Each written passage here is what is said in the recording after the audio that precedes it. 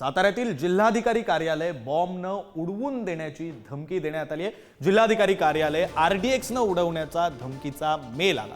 धमकीच्या mail नंतर Satara police हाय अलर्टवर आले। पोलिसांचा वेढा हा जिल्हाधिकारी कार्यालयाला पडलेला आहे। बॉम्ब शोधक पथकाकडून शोधकार्य सुरू आहे। साताऱ्याचं जिल्हाधिकारी कार्यालय हे रिकामं करण्यात आलंय, तर साताऱ्यामध्ये सध्या जोरदार पाऊस सुद्धा पडतोय आणि या भर पावसामध्ये शोधकार्य सुरू आहे। बॉम्ब पथक दाखल झाले। सातारा जिल्हाधिकारी कार्यालय बॉम्ब उडवून देण्याची धमकी बाहेरच्या राज्यातून आल्याची माहिती आता आपल्याला समजते आहे। बाहेरच्या राज्यातून जिल्हाधिकारी कार्यालयामध्ये एक मेल आलेला आहे, त्यामुळे संपूर्ण यंत्रणा अलर्ट झालेली आहे।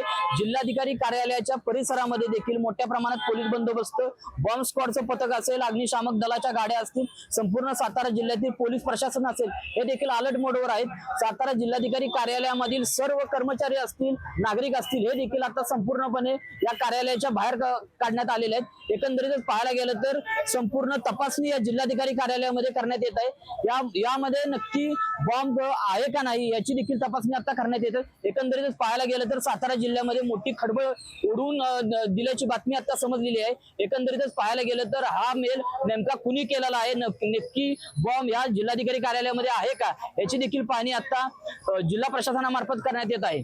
कॅमेरामॅन ओंकार सह मी साई सावंत, पुढारी न्यूज, सातारा।